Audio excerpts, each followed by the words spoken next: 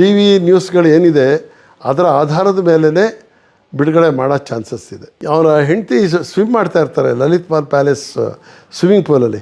ಇವನಲ್ಲೆಲ್ಲೋ ಬೇಲಿ ಮರಿನಲ್ಲಿ ಕದ್ದು ನೋಡ್ತಾ ಇದ್ದಾನೆ ಅಂತ ಇವ್ರಿಗೆ ಅನಿಸುತ್ತೆ. ಬರೋ ಇಲ್ಲಿ ಇಂದು ಬಂದಾದಮೇಲೆ ಏನೋ ನೋಡ್ತಾ ಇದೆಯಾ ಅಂತ. ಏನಿಲ್ಲ ಸರ್ ಅದು ಇದು ಅಂತ ಅವನೇನೋ ಹೇಳ್ತಾನೆ. ಎತ್ತೊಂದು ರಪ್ ಅಂತ ಕಪಾಳ ಕೊಡಿತಾರೆ. ಹೊಡೆದಾಗ ಎಡಗಡೆ ನಿಂತಿರ್ತಾರೆ, ಬಿದ್ದೋಗ್ಬಿಡ್ತಾನೆ. ಕರೆಂಟ್ ಹಿಡ್ಕೊಂಡಿದ್ರಾ ದರ್ಶನ್ನು? ಇಲ್ಲ. ದರ್ಶನ್ ಇನ್ನೊಬ್ಬ ಧನರಾಜ್ ಅನ್ನೋನು ಹಿಡ್ಕೊಂಡಿದ್ದ ಅಂತಾರೆ. ಅಲ್ಲಿಗೆ ಯಾಕೆ ಹೋಯಿತು ಅವನು? ಅಲ್ಲಿಗೆ ಹೋಗಿದ್ನ ಗೊತ್ತಿಲ್ಲ. ಬಂಗಾರಪ್ಪನವ್ರು ಅಂದರು, ನಾವು ಇದರಲ್ಲಿ ಸರ್ಕಾರ ಯಾವುದೇ ರೀತಿಯಿಂದನೂ ಇಂಟರ್ಫಿಯರ್ ಆಗಲ್ಲ, ಕಾನೂನಿನಂತೆ ಕ್ರಮ ಜರುಗಿಸ್ತೀವಿ ಅಂತಂದರು. ನೋಡಿ ಹೇಗೆ ಬರುತ್ತೆ ಅನ್ನೋದಕ್ಕೆ. ಎಷ್ಟೇ ಕ್ಲೋಸ್ ಆಗಿರ್ಬೋದು. ದರ್ಶನ್ನು ಎಲ್ಲ ಪಾರ್ಟಿಯ ರಾಜಕೀಯ ಮುಖಂಡರಿಗೂ ಹೋಗಿದೆ. ಇವರು ಕ್ಯಾನ್ವಾಸ್ ಎಲ್ಲ ಮಾಡಿದ್ದಾರೆ. ಸ್ನೇಹದಲ್ಲಿ ಅವರು ತುಂಬ ಇದನ್ನು ಆತ್ಮೀಯರಾಗಿದ್ದವರು. ಬಟ್ ಯಾರೂ ಮಾಡೋಂಗಿಲ್ಲ. ಈವನ್ ಅದನ್ನು ಮರ್ಡರ್ ಅಲ್ಲ, ಅದು ಒಬ್ಬ ಮನುಷ್ಯ ನರಹತ್ಯೆ ಆಗಿದೆ. ಆದರೆ ಅದನ್ನು ಕೊಲೆ ಅಂತ ನಾವು ಕರೆಯೋಕ್ಕಾಗಲ್ಲ. ಯಾಕೆಂದರೆ ಅವನಿಗೆ ಕೊಲೆ ಮಾಡುವ ದುರುದ್ದೇಶ ಇರಲಿಲ್ಲ. ಆ ಮನುಷ್ಯ ಯಾರು ಅಂತಲೇ ಗೊತ್ತಿರಲಿಲ್ಲ. ಅತಿರೇಕದ ನಡವಳಿಕೆಯಿಂದ, ದುಡುಕು ಮತ್ತು ಎಚ್ಚರಿಕೆಗೆಡತನದಿಂದಾಗಿ ಅವನು ಹೊಡೆದಿದ್ದಕ್ಕೆ ಅವನು ಸತ್ತ ಅಂತ ಇಷ್ಟೇ ಕೇಸು. It's A 304. ಯಾಕೆಂದರೆ ಅವ್ರು ಕೇಳಬೇಕಾದ್ದು ಜಾಮೀನು ಕೇಳಬೇಕೇ ಹೊರತು ಜೈಲಲ್ಲಿ ಅವನಿಗೆ ಮನೆ ಊಟನೇ ಕೊಡಿಸಿ, ಬಿರಿಯಾನಿನೇ ಕೊಡಿಸಿ. ಟೈಮಲ್ಲೇ DCP ಆಗಿರ್ತಾರೆ ಮತ್ತು ಮುಖ್ಯಮಂತ್ರಿ ಬಂಗಾರಪ್ಪನವರ ರೈಟ್ ಹ್ಯಾಂಡ್ ಅಂತಾರಲ್ಲ, ಆ ಮಟ್ಟದ ಪ್ರಭಾವ ಇರುತ್ತೆ. ಇನ್ಫಾರ್ಮೇಷನ್ನ ತನಿಖಾಧಿಕಾರಿ ಖಂಡಿತ ಕೊಡೋಲ್ಲ. ಯಾವುದು ಇದರ ಕೇಸಿನ ತನಿಖಾಧಿಕಾರಿ. ಯಾಕೆಂದರೆ it's A high profile case. ಇದರಲ್ಲಿ ಯಾವುದೇ ವಿವರನ ಕೊಟ್ಟರೆ ಅದು ಬೇರೆ ಬೇರೆ ಥರದ ಕಾಂಪ್ಲಿಕೇಶನ್ಸ್ ಆಗಿ ಆಮೇಲೆ ತನಿಖೆಗೆ ಧಕ್ಕೆ ಆಗುತ್ತೆ. ಈಗ ನೋಡಿ, ನಮಗೆ ಇವ್ರಿಗೆ ನ್ಯೂಸ್ ಮಾಡಬೇಕು, ಇದನ್ನು ಹಗರಣ ಮಾಡಬೇಕು ಅಂತ ಹೇಳಿ ಮಾಧ್ಯಮದವರು ಏನೇನೋ ಬಣ್ಣ ಕಟ್ಬೋದು. ಬಟ್ ಅದನ್ನು ಯಾರು ದುರ್ಬಳಕೆ ಮಾಡ್ಕೊಳ್ತಾರೆ? ಆಪೋಸಿಟ್ ಲಾಯರ್, ದರ್ಶನ್ ಪರವಾಗಿ ಅಥವಾ ಉಳಿದ ಅಪರಾಧಿಗಳ ಪರವಾಗಿ ಯಾವ ಲಾಯರ್ ಇರ್ತಾರೆ, ಅವರು ಇದರಲ್ಲೆಲ್ಲ ಇನ್ಫಾರ್ಮೇಷನ್ ತಮಗೆ ಬೇಕಾದ್ದನ್ನು ಈ ಕೇಸನ್ನು ನನಗೆ ಹೇಗೆ ಅನುಕೂಲವಾಗಿ ಬಳಸ್ಕೊಳ್ಬೋದು ಅಂತ ಹೇಳಿ ಅವ್ರು ನೋಡ್ತಾ ಇರ್ತಾರೆ. ಈಗ ನಮ್ಮಲ್ಲೇ ಒಂದು ಮೈಸೂರಿನಲ್ಲೇ ಒಂದು ಕೇಸ್ ಆಯಿತು. DCP ಸೋಮಶೇಖರ್ ಅವ್ರದ್ದು ಇದೇ ಥರ ಹೈ ಪ್ರೊಫೈಲ್ ಕೇಸು. ಯಾರೋ ಒಬ್ಬ ಸತ್ಯದೇವ್ ಅಂತ ಹೇಳಿ ಒಬ್ಬ ವಿಕ್ರಾಂತ್ ಟೈರ್ನ ಕಂಪನಿಯ ಒಬ್ಬ ಉದ್ಯೋಗಿ ಇರ್ತಾನೆ. ಅವನಿಗೆ ಕಪಾಳಕ್ಕೆ ಹೊಡಿತಾರೆ, ಫಟ್ ಅಂತ ಹೊಡಿತಾರೆ, ನೀರಿಗೆ ಬೀಳ್ತಾನೆ. ನೀರಿಗೆ ಬಿದ್ದು ಉಸಿರು ಕಟ್ಟು ಸತ್ತೋಗ್ಬಿಡ್ತಾನೆ ಅವನು. ಅವ್ರಿಗೇನು ಹೊಡಿಬೇಕು ಅಂತಲೂ ಇರೋದಿಲ್ಲ. ಅವರ ಹೆಂಡತಿ ಸ್ವಿಮ್ ಮಾಡ್ತಾ ಇರ್ತಾರೆ ಲಲಿತ್ ಮಹಲ್ ಪ್ಯಾಲೇಸ್ ಸ್ವಿಮ್ಮಿಂಗ್ ಪೂಲಲ್ಲಿ. ಇವನಲ್ಲೆಲ್ಲೋ ಬೇಲಿ ಮರಿನಲ್ಲಿ ಕದ್ದು ನೋಡ್ತಾ ಇದ್ದಾನೆ ಅಂತ ಇವ್ರಿಗೆ ಅನಿಸುತ್ತೆ. ಬರೋ ಇಲ್ಲಿ ಇಂದು ಬಂದಾದಮೇಲೆ ಏನೋ ನೋಡ್ತಾ ಇದೆಯಾ ಅಂತ. ಏನಿಲ್ಲ ಸರ್ ಅದು ಇದು ಅಂತ ಅವನೇನೋ ಹೇಳ್ತಾನೆ. ಎತ್ತೊಂದು ರಪ್ ಅಂತ ಕಪಾಳ ಕೊಡಿತಾರೆ. ಹೊಡೆದಾಗ ಎಡಗಡೆ ನಿಂತಿರ್ತಾರೆ, ಬಿದ್ದೋಗ್ಬಿಡ್ತಾನೆ. ಆ ಥರ ತಲೆಗೆ ಇದಕ್ಕೆ ಯಾವುದು ಕಪಾಳಕ್ಕೆ ಹೊಡೆದ್ರೆ ಈ ಟೆಂಪರಲ್ ಬೋನ್ ಅಂತ ಇರುತ್ತೆ. ಈಗೇನಾದ್ರು ಜೋರಾಗಿ ಹೊಡೆದ್ರೆ ಶಾಕ್ ಹೊಡೆದಾಗಾಗಿ ಮನುಷ್ಯ ಬೀಳ್ತಾನೆ. ಸೊ ಬಿದ್ದ. ಆಮೇಲೆ ಅವನು ಹಾಗೆ ಮುಳುಗ್ದವನು ಹೇಳಲೇ ಇಲ್ಲ. ಇವ್ರು ಅಂದ್ಕೊಂಡ್ರು ನಾಟಕ ಆಡ್ತಾ ಇರಬೇಕು ಅಂಥೇಳಿ. ಬರ್ತಾನೆ ಇದ್ರೆ ಬರಲೇ ಇಲ್ಲ, ಒಳಗಡೆ ಹೊಟ್ಟೋಗ್ಬಿಟ್ಟಿದ್ದ. ಹೀಗಾದೋದು ಡೆತ್ ಆಯಿತು. ಆದರೆ ಅದನ್ನು ಒಬ್ಬ ವ್ಯಕ್ತಿಯ ಎಂಥದ್ದು ಅತಿರೇಕದ ನಡವಳಿಕೆಯಿಂದ, ದುಡುಕು ಮತ್ತು ಎಚ್ಚರಿಕೆಗೆಡತನದಿಂದಾಗಿ ಅವನು ಹೊಡೆದಿದ್ದಕ್ಕೆ ಅವನು ಸತ್ತ ಅಂತ ಇಷ್ಟೇ ಕೇಸು. ಇಟ್ಸ್ ಎ 304 IPCನಲ್ಲಿ, ಆಗಿನ IPCನಲ್ಲಿ ಇದ್ದಿದ್ದು. ಏನು ಅದನ್ನು ಮರ್ಡರ್ ಅಲ್ಲ, ಅದು ಒಬ್ಬ ಮನುಷ್ಯ ನರಹತ್ಯೆ ಆಗಿದೆ. ಆದರೆ ಅದನ್ನು ಕೊಲೆ ಅಂತ ನಾವು ಕರೆಯೋಕ್ಕಾಗಲ್ಲ. ಯಾಕೆಂದರೆ ಅವನಿಗೆ ಕೊಲೆ ಮಾಡುವ ದುರುದ್ದೇಶ ಇರಲಿಲ್ಲ. ಆ ಮನುಷ್ಯ ಯಾರು ಅಂತಲೇ ಗೊತ್ತಿರಲಿಲ್ಲ.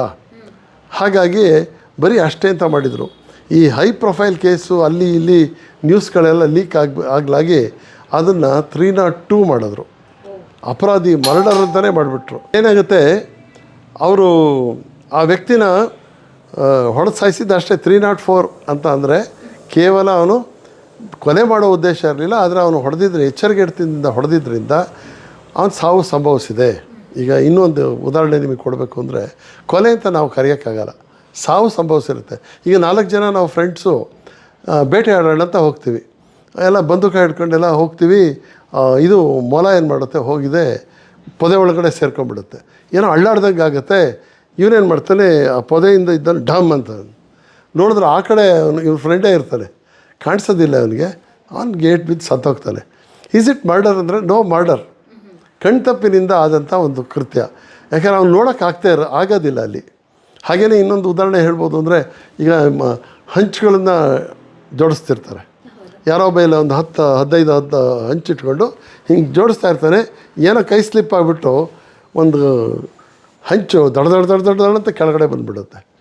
ಅಲ್ಲಿ ಕೆಳಗಡೆ ಯಾರೋ ಇನ್ನೊಬ್ಬ ಗಾರೆಯವನು ನಿಂತಿರ್ತಾನೆ, ಅವ್ನ ತಲೆ ಮೇಲೆ ಬಿದ್ದು ಅವ್ನು ಸ್ಪಾಟ್ ಡೆತ್ ಆಗ್ತಾನೆ. Is it murder? ನೋ. ಅವನ ಎಚ್ಚರಿಕೆ ಇಡ್ತಾನೆ. ಅವನು ತಗೊಳ್ಬೇಕಾದಷ್ಟು ಕೇರ್ಫುಲ್ನೆಸ್ಸನ್ನು ಅವ್ನು ಮಾಡದೇ ಇದ್ದಿದ್ದರಿಂದ ಆ ಸಾವು ಸಂಭವಿಸಿದೆ ಅಂತ ಆಗುತ್ತೆ. ಅದನ್ನು ನಾವು ಮರ್ಡರ್ ಅಂತ ಕರೆಯೋಕ್ಕಲ್ಲ. ಈಗ ಜಾವಾ ಫ್ಯಾಕ್ಟ್ರಿ ಇರುತ್ತೆ, ಇನ್ಯಾವುದೋ ಒಂದು ದೊಡ್ಡ ಕಂಪ್ನಿನಲ್ಲಿ ಅಲ್ಲಿ ಕೆಲಸ ನಡೀತಾ ಇರುತ್ತೆ. ಅಲ್ಲಿ ಬೋರ್ಡ್ ಹಾಕಿರ್ತಾರೆ, ಯಾಕೆಂದರೆ ಅದರ ಸಿಬಿರುಗಳು ಆ ಕಡೆ ಹೋಗೋದು, ನಟ್ಟು ಇವೆಲ್ಲ ಕಬ್ಬಿಣದ ಯಾವುದರ ವಸ್ತುಗಳು ಫಟ್ ಅಂತ ಹಾರೋಗ್ಬಿಡೋದು, ಇವೆಲ್ಲ ಆಗುತ್ತೆ. ಹಾಗಾಗಿ ಡೇಂಜರ್, ನೀವು ಇಲ್ಲಿಂದ ಇಷ್ಟು ದೂರದಿಂದ ಮುಂದಕ್ಕೆ ಬರಬಾರ್ದು ಅಂತಲೇ ಕ್ಲೀನಾಗಿ ಬೋರ್ಡು ಹಾಕಿರ್ತಾರೆ. ಕೆಲವು ಸರಿ ಬಲೆ ಥರದ್ದೊಂದು ಬ್ಯಾರಿಕೇಡ್ ಥರ ಹಾಕಿ ಅಡ್ಡಗಟ್ಟೆನೂ ಇಟ್ಟಿರ್ತಾರೆ. ನಾನು ಅದ್ರ ಪಾಡಿಗೆ ಅವನೇನೋ ಕೆಲಸ ಮಾಡ್ತಿರ್ತಾನೆ ಅಂತ ಇಟ್ಕೊಳ್ಳಿ, ಮೆಕ್ಯಾನಿಕ್ಕು. ನಾನು ಅಲ್ಲಿ ಹತ್ರ ಹೋಗ್ತೀನಿ, ಹೊಡೆದ್ರೆ ಅದೇನಾರ ಸ್ಲಿಪ್ಪಾಗಿ ನಾನು ಸತ್ತೇ ಹೋಗ್ಬೋದು. ಆವಾಗ ಅವನ ಮೇಲೆ ಕೇಸ್ ಹಾಕೋಕ್ಕಾಗತ್ತಾ? ನೋ. ಯಾಕೆಂದರೆ ಎಚ್ಚರಿಕೆಯನ್ನು ಅವ್ರಿಗೆ ಸಾಕಷ್ಟು ಕೊಟ್ಟಿದ್ದಾರೆ, ಅದಕ್ಕೆಲ್ಲ ವ್ಯವಸ್ಥೆ ಮಾಡಿದ್ದಾರೆ. ಅದನ್ನು ಮೀರಿ ನಾನು ಹೋಗೋದ್ರಿಂದ risk is on my side. ಆ ಕಾರ್ಮಿಕಂದು ತಪ್ಪಾಗಲ್ಲ. ಅಲ್ಲಿ ಕಾರ್ಮಿಕ ನೋಡಿದ್ರೆ, ನನ್ನನ್ನು ಗಮನಿಸಿದ್ರೆ ಅವ್ನು ಹೇಳ್ಬೋದು, ಇಲ್ಲಿ ಬರಬೇಡ್ರಿ ಅಂತ ಹೇಳ್ಬೋದು. ಅವನ ಕೆಲಸ ಅವ್ನು ಮಾಡ್ತಾ ಇರ್ಬೇಕಾದ್ರೆ ಏನೋ ಆಗುತ್ತೆ. ಇಲ್ಲಿ ಸೋಮಶೇಖರ್ ಕೇಸಲ್ಲಿ ಆ ರೀತಿ ಇಟ್ಸ್ ಓನ್ಲಿ 304 ಅಂತೇಳಿ. ಇದು ಸರ್ವಿಸ್. ಮೈಸೂರು ಸಿಟಿಯ ಡಿ ಸಿ ಪಿ ಆಗಿರ್ತಾರೆ, ವೆರಿ ಪವರ್ಫುಲ್. ಆ ಟೈಮಲ್ಲೇ ಡಿ ಸಿ ಪಿ ಆಗಿರ್ತಾರೆ. ಮತ್ತು ಮುಖ್ಯಮಂತ್ರಿ ಬಂಗಾರಪ್ಪನವರ ರೈಟ್ ಹ್ಯಾಂಡ್ ಅಂತಾರಲ್ಲ, ಆ ಮಟ್ಟದ ಪ್ರಭಾವ ಇರುತ್ತೆ. ಬಂಗಾರಪ್ಪನವ್ರು ಇಲ್ಲಿ ಬಂದಾಗ, ಮೈಸೂರಿಗೆ ಬಂದಾಗ ಅವ್ರು ಬ್ಯಾಡ್ಮಿಂಟನ್ನು, ಟೆನ್ನಿಸ್ ಈ ಥರ ಎಲ್ಲ ಆಡೋರು. ಆವಾಗ ಇವ್ರ ಜೊತೇಲಿ ಆಡ್ತಾ ಇದ್ದಂಥವ್ರು, ತುಂಬ ಕ್ಲೋಸ್ ಫ್ರೆಂಡೇ ಅವರು. ಆದರೆ ಕೇಸ್ ಬಂದಾದಮೇಲೆ ಯಾವನ್ನೂ ಮಾಡ್ಕೊಳಕ್ಕಾಗಲ್ಲ. Law should take its own course ಅಂತ ಅಂದರು ಬಂಗಾರಪ್ಪನವ್ರು. ಅಂದರು, ನಾವು ಇದರಲ್ಲಿ ಸರ್ಕಾರ ಯಾವುದೇ ರೀತಿಯಿಂದನೂ ಇಂಟರ್ಫಿಯರ್ ಆಗಲ್ಲ, ಕಾನೂನಿನಂತೆ ಕ್ರಮ ಜರುಗಿಸ್ತೀವಿ ಅಂತಂದರು. ನೋಡಿ ಹೇಗೆ ಬರುತ್ತೆ ಅನ್ನೋದಕ್ಕೆ. ಎಷ್ಟೇ ಕ್ಲೋಸ್ ಆಗಿರ್ಬೋದು. ದರ್ಶನ್ನು ಎಲ್ಲ ಪಾರ್ಟಿಯ ರಾಜಕೀಯ ಮುಖಂಡರಿಗೂ ಹೋಗಿದೆ. ಇವರು ಕ್ಯಾನ್ವಾಸ್ ಎಲ್ಲ ಮಾಡಿದ್ದಾರೆ. ಸ್ನೇಹದಲ್ಲಿ ಅವರು ತುಂಬ ಇದನ್ನು ಆತ್ಮೀಯರಾಗಿದ್ದವರು. ಬಟ್ ಯಾರೂ ಮಾಡೋಂಗಿಲ್ಲ. ಈವನ್ ಮುಖ್ಯಮಂತ್ರಿಗಳೇ ಹೇಳ್ಬಿಟ್ರು, ಕಾನೂನು ಏನು ಹೇಳ್ತಾರೆ, ಕಾನೂನು ಕ್ರಮ ಏನಿದೆಯೋ ಅದನ್ನು ಮಾಡ್ತಾರೆ, ನಾವು ಇದರಲ್ಲಿ ಇಂಟರ್ಫಿಯರ್ ಆಗಲ್ಲ ಅಂತ ಹೇಳಿ ಓಪನಾಗಿ ಡಿಕ್ಲೇರ್ ಮಾಡಿದ್ರು. ಯಾವನ್ನು ರಕ್ಷಿಸೋಕ್ಕಾಗಲ್ಲ. ನಿನ್ನ ಮೇಲೆ ಆಪಾದನೆ ಬಂದಿದೆ, ನೀನೇ ಒರೆಸ್ಕೊಳಪ್ಪ. ಕಳಂಕ ನನ್ನ ಮೇಲೆ ಬಿದ್ದಿದೆ ಅಂದರೆ ನಾನೇ ಒರೆಸ್ಕೋಬೇಕು. ಬೇರೆಯವ್ರು ಬಂದು ಅದನ್ನು ತಿಕ್ಕಿ ರೆಡಿ ಮಾಡೋಕ್ಕಾಗಲ್ಲ. This is the thing. ಇಲ್ಲಿ ಡಿ ಸಿ ಪಿ ಸೋಮಶೇಖರ್ ಕೇಸನ್ನು ನಾನು ಬೇಕು ಅಂತಲೇ ಹೋಲಿಕೆಯಾಗಿ ಕೊಡ್ತಾಯಿದ್ದೀನಿ. ಆವಾಗ 304 ಆಗಿರುತ್ತೆ. ಇದರ ಮಾಧ್ಯಮಗಳಲ್ಲಿ ಸುದ್ದಿಗಳು ಬೇರೆ ಥರಗಳೆಲ್ಲ ಬರಲಾಗಿ ಇಲ್ಲ ಮರ್ಡರ್ ಮಾಡಿದ್ದು ಅಂತ.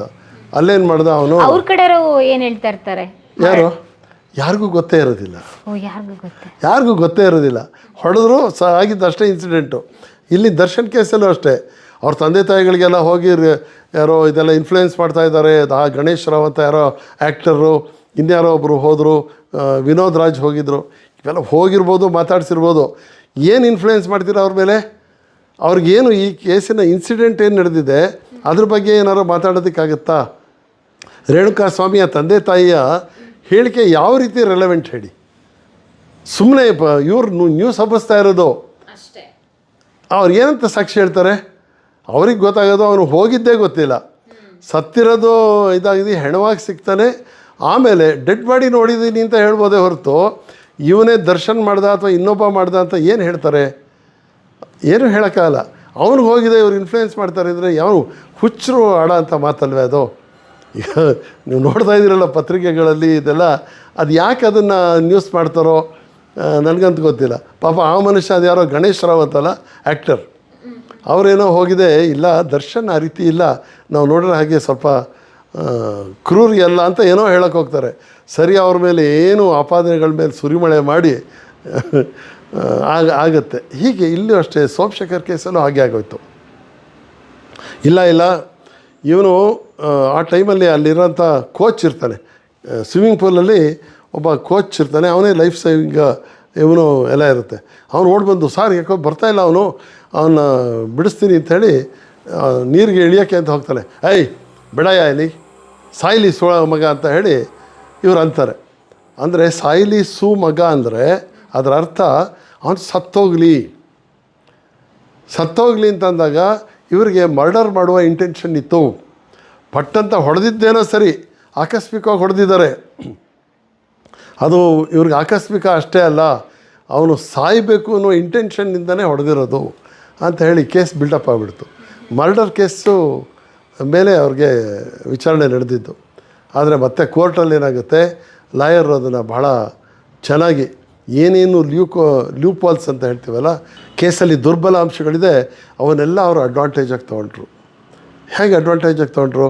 ಕಮಿಷನರ್ ಒಂದು ಕಳಿಸಿರ್ತಾರೆ, ಫಸ್ಟ್ ಒಂದು ರಿಪೋರ್ಟ್ ಕಳಿಸಿರ್ತಾರೆ, ಅದಕ್ಕೆ ಈ ಥರ ಆಪಾದನೆ ಇದೆ, ಆದರೆ ಅವರೇ ಮಾಡಿದ್ದಾರೆ ಅನ್ನೋದಕ್ಕೆ ಏನೂ ಇದಿಲ್ಲ, ಗೊತ್ತಿಲ್ಲ ಇನ್ನೂ ಅಂತಾರೆ.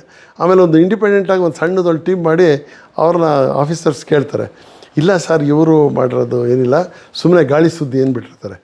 ಆ ಗಾಳಿ ಸುದ್ದಿ ಅಂತ ಹೇಳಿ ಅವರು ರಿಪೋರ್ಟ್ ಕಳಿಸಿರ್ತಾರೆ.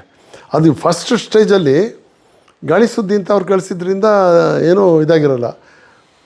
ವಿಚಾರಣೆ ಟೈಮಲ್ಲಿ ಅವರು ಅದನ್ನು ಹಿಡ್ಕೊಳ್ತಾರೆ, ಅವ್ರ ಕಡೆ ಎಲ್ಲ ಯಾರು ಪೊಲೀಸ್ ಕಮಿಷನರು ಆ ದೇರೆ ಅದನ್ನು ವಿಚಾರಣೆ ಮಾಡಿದ್ದಾರೆ, ಅದು ಗಾಳಿ ಸುದ್ದಿ ಇದಿಲ್ಲ ಅಂಥೇಳಿ. ಇವರು ಅಲ್ಲಿ ಇರಲೇ ಇಲ್ಲ, ಸುಮ್ಮನೆ ಅವ್ರನ್ನ ಬೇಕು ಅದಕ್ಕೆ ಕರ್ಕೊಂಬಂದು ಫಿಕ್ಸ್ ಮಾಡಿದ್ದಾರೆ ಅಂತೇಳಿ ಆ ಥರದ್ದೇನೇನೋ ಇವೆಲ್ಲ ತಂದು ಕೋರ್ಟಿಗೆ ಅನುಮಾನ ಬರುವಂತೆ ಮಾಡಿ ಬಚಾವಾಗಿಬಿಟ್ರವರು. ಕೇಸ್ ಎಲ್ಲ ಪರ್ಫೆಕ್ಟ್ ಆದಂಥ ಕೇಸ್, ಅದು ಇನ್ವೆಸ್ಟಿಗೇಷನ್ನು, ಕೋರ್ಟು ಕೇಸು ಹೊರಟೋಯ್ತು. ಇಲ್ಲೂ ಅದೇ ಥರದ್ದಿದೆ, ಹೀಗೆ ಮಾಡಿದ್ರು ಹಾಗೆ ಮಾಡಿದ್ರು, ಅವರೇ ಎತ್ತು ಹೊಡೆದ್ರು ಅಂತ ಎಲ್ಲ ಮಾತಿದೆ. ಹೊಡೆದ್ರು ಅಂತ ಹೇಳ್ತಾ ಇದ್ದೀರಾ ಸ್ವಾಮಿ, ಯಾರು ಹೊಡೆದವರು? 20 ಜನದಲ್ಲಿ ಯಾರ ಹೊಡೆತಕ್ಕೆ ಅವನು ಬಿದ್ದು ಸತ್ತ? ಕರೆಂಟ್ ಹಿಡ್ಕೊಂಡಿದ್ರಾ ದರ್ಶನ್ನು? ಇಲ್ಲ. ದರ್ಶನ್ ಇನ್ನೊಬ್ಬ ಧನರಾಜ್ ಅನ್ನೋನು ಹಿಡ್ಕೊಂಡಿದ್ದ ಅಂತಾರೆ. ಅಲ್ಲಿಗೆ ಯಾಕೆ ಹೋಯಿತು? ಅವನು ಅಲ್ಲಿಗೆ ಹೋಗಿದ್ನ ಗೊತ್ತಿಲ್ಲ. ಈ ಥರ ನಾನಾ ಪ್ರಶ್ನೆಗಳು. ಅವತ್ತು ಇವರೇನು ಮಾಡ್ತಾರೆ, ಆಪೋಸಿಟ್ ಲಾಯರು ಅದನ್ನು ಗಮನಿಸ್ತಾ ಇರ್ತಾರೆ, ಓಹ್ ಇದರಲ್ಲಿ ಈ ಪಾಯಿಂಟಲ್ಲಿ ದರ್ಶನ್ಗೆ ಅನುಕೂಲ ಆಗುತ್ತೆ ಅಂತೇಳಿ. ಇವೆಲ್ಲ ಆಗುತ್ತೆ ಅನ್ನೋ ಕಾರಣಕ್ಕೇ ಒಂದೇ ಒಂದು ನ್ಯೂಸನ್ನು ಕೂಡ ಪೊಲೀಸು ಆಚೆ ಬಿಡೋದಿಲ್ಲ. ಹೊರಗಡೆ ಬಿಡದೇ ಇರೋದು ಏನಕ್ಕೆ ಅಂತಂದರೆ, ಅಪರಾಧಿಗಳು ಅದನ್ನು ಅಡ್ವಾಂಟೇಜ್ ತೊಗೊಳ್ತಾರೆ ಅಂತ ಹೇಳಿ. ಇಲ್ಲಿ ಅಡ್ವಾಂಟೇಜ್ ತೊಗೊಳ್ಳೋಂಥ ಸನ್ನಿವೇಶಗಳು ತುಂಬ ಆಗಿಬಿಟ್ಟಿದೆ. ನನ್ನ ಆತಂಕ ಏನು ಅಂತಂದರೆ, ಇಷ್ಟು ಫೈನಾಗಿ ಅವ್ರು ಇನ್ವೆಸ್ಟಿಗೇಷನ್ ಮಾಡಿದ್ದಾರೆ, ಯಾವ್ಯಾವ ಲೂಪಾಲ್ಸನ್ನು ಅವರು ಹಿಡ್ಕೊಂಡಿದ್ದಾರೋ. ಈಗ ಸಿಮ್ ಕಾರ್ಡಿನ ಕತೆ ಅದು ಬಿಡಿ, ಅದು ಅದು ಅದರಲ್ಲಿ ಅನುಕೂಲ ಮಾಡ್ಬೋದು. ಈವನ್ ಅವರು ತಂದೆನ ಮಾತಾಡ್ಸೋಕೆ ಹೋಗಿದ್ದ ಅಂದರೆ ಅವ್ರು ಸಾಕ್ಷಿ ಆಗೋಕ್ಕೆ ಸಾಧ್ಯ ಇಲ್ಲ, ಅಂಥವ್ರನ್ನೆಲ್ಲ ಹಿಡ್ಕೊಂಡು ಏನೇನೋ ಮಾಡಿದ್ದಾರೆ. ಬೇರೆ ಬೇರೆ ರೀತಿಯಾದಂಥ ಇವುಗಳೆಲ್ಲ ಹೇಳಿ ಇವನು ಅಪರಾಧಿ ಫಿಕ್ಸ್, ದರ್ಶನ್ಗೆ ಗಲ್ಲು ಅಂತ ಹೇಳಿ ದಿನ ಟಿ ವಿನಲ್ಲಿ ನಾವು ನೋಡ್ತಾ ಇದ್ದೀವಿ. ಆಗುತ್ತೋ ಇಲ್ಲವೋ ಗೊತ್ತಿಲ್ಲ, ಯಾಕೆಂದರೆ ಕೇಸು ಅಡುಗೆ ಏನೋ ಚೆನ್ನಾಗಿ ಮಾಡಿದ್ದಾರೆ, ಇವರು ಇದಕ್ಕೆ ಹುಳಿನೋ ಉಪ್ಪನ್ನ ಸುರಿದು ಬಿಟ್ಟರೆ ಅದ್ರ ರುಚಿ ಕೆಟ್ಟೋಗುತ್ತೆ. ಬಟ್ ಒಂದಂತೂ ನಿಜ, ನಾವು ತನಿಖೆ ಮಾಡ್ತಾ ಇದ್ದಿದ್ದಕ್ಕಿಂತ ಅತ್ಯಂತ ಉನ್ನತ ರೀತಿಯಲ್ಲಿ ತನಿಖೆ ಮಾಡಿದ್ದಾರೆ. ನಾನು ಅದು ಗಮನಿಸ್ತಾನೇ ಇದ್ದೀನಿ. ಕಮೆಂಡಬಲ್ ಜಾಬ್ ಪೊಲೀಸ್ನವ್ರು ಮಾಡ್ತಾ ಇರೋಂಥ ಒಂದೇ ಒಂದು ಎಳೆನೂ ಕೂಡ ಬಿಟ್ಟಿಲ್ಲ. ಈಗ ಅಲ್ಲಿ ಯಾವುದೋ ಒಂದು ಸಾಕ್ಷ್ಯ ಸಿಕ್ಕಿದೆ ಅಂದರೆ ಆ ಸಾಕ್ಷ್ಯಕ್ಕೆ ಪೂರಕವಾಗಿ ಈ ಸಾಕ್ಷ್ಯನೇ ಹೌದು ಅಂತ ಹೇಳಿ ಪ್ರೂವ್ ಮಾಡೋದಕ್ಕೆ ಬೇರೆ ಏನಾರು ಅಂಶ ಇದೆಯಾ? ವೈಜ್ಞಾನಿಕವಾಗಿ ಅದನ್ನು ನಾವು ಇದು ಮಾಡ್ಬೋದಾ? ಆಮೇಲೆ ಮೊಬೈಲ್ ಇದರದ್ದೇ ಆಗಿರ್ಬೋದು, ಕಾಲ್ ರೆಕಾರ್ಡ್ಸನ್ನು ಸೆಟ್ ಮಾಡಿರೋದಾಗಿರ್ಬೋದು, ಪ್ರತಿಯೊಂದು ಸುಸಂಗತವಾಗಿ ದರ್ಶನ್ ಆ ವೇಳೆಯಲ್ಲಿ ಅದೇ ಜಾಗದಲ್ಲಿ ಇದ್ದ ಅಂತ ಹೇಳಿ ಮಾಡ್ಕೊಂಡಿದ್ದಾರೆ. ಬಟ್ ಇಲ್ಲಿ ಇನ್ನೊಂದು ನ್ಯೂಸ್ ಬರ್ತಾಯಿದೆ, ಆ ಸಿಮ್ ಕಾರ್ಡೇ ಬೇರೆಯವನ ಹೆಸರಲ್ಲಿದೆ ಅಂದರೆ ಅವನು ಆಗೋದೇ ಇಲ್ವಲ್ಲ. 100 ಜನ ಅಪರಾಧಿಗಳು ತಪ್ಪಿಸ್ಕೊಂಡ್ರೂ ಪರವಾಗಿಲ್ಲ, ಒಬ್ಬ ನಿರಪರಾಧಿ ಅವನಿಗೆ ಶಿಕ್ಷೆ ಆಗಬಾರ್ದು. ಆಗೇನಾಗುತ್ತೆ, ಕೋರ್ಟ್ ಕೇಳುತ್ತೆ, ಹಾಗಿದ್ರೆ ದರ್ಶನ್ದೇ ಅಲ್ವಲ್ಲ, ಅವನ ಹೆಸರಲ್ಲೇ ಇಲ್ವಲ್ಲ ಅದು ಸಿಮ್ ಕಾರ್ಡು, ಅವನು ಅಲ್ಲಿದ್ದ ಅನ್ನೋದೆಲ್ಲ ಕಟ್ಟುಕತೆ ಆಗುತ್ತಲ್ಲ. ಅವನು ಇನ್ನೊಬ್ಬನ ಸಾಕ್ಷಿದಾರನಾಗಿ ಈಗ ಹೇಳಿರ್ಬೋದು, ಇಲ್ಲ ಸರ್ ಅದು ನನ್ನ ಹೆಸರಲ್ಲೇ ಇದೆ, ನನಗೆ ಗೊತ್ತೇ ಇಲ್ಲ, ಈಗ ದರ್ಶನ್ ಸಾರ್ ಯೂಸ್ ಮಾಡ್ತಾಯಿದ್ರು ಅಂತ ಹೇಳೋದು ನನಗೆ ಗೊತ್ತಿಲ್ಲ, ಅಥವಾ ಮೊಬೈಲ್ ನನಗೆ ಕಳೆದೋಗಿತ್ತು, ದರ್ಶನ್ಗೂ ನನಗೂ ಸಂಬಂಧವೇ ಇಲ್ಲ ಅಂತ ಕೋರ್ಟಲ್ಲಿ ಅವನು ಹೇಳಿದ್ರೆ ಕೇಸ್ ಏನಾಗ್ಬೋದು? ಅಂದರೆ ಈ ಥರ ಬೇಕಾದಷ್ಟು ಟಿ ವಿ ನ್ಯೂಸ್ಗಳು ಏನಿದೆ ಅದರ ಆಧಾರದ ಮೇಲೇ ಬಿಡುಗಡೆ ಮಾಡೋ ಚಾನ್ಸಸ್ ಇದೆ. ಮೇ ಬಿ ಅದಕ್ಕಾಗಿ ಅವು ಸುದ್ದಿಗಳು ಹಬ್ಬುತ್ತಾ ಇದ್ದಾವೆ ಅನ್ನೋ ಗೊತ್ತಿಲ್ಲ ನನಗೆ. ಓಕೆ, ಈ ಸಾಕ್ಷ್ಯಾಧಾರಗಳ ಮುಖಾಂತರನೇ ಬಿಡುಗಡೆ ಮಾಡ್ಬೋದು ಅಂತ ನೀವು ಹೇಳ್ತೀರಾ? ಅಲ್ಲ, ಸರಿಯಾದ ಬುದ್ಧಿವಂತ ಲಾಯರ್ ಆದರೆ ಅದನ್ನೇ ಬಳಸ್ಕೊಳ್ತಾರೆ.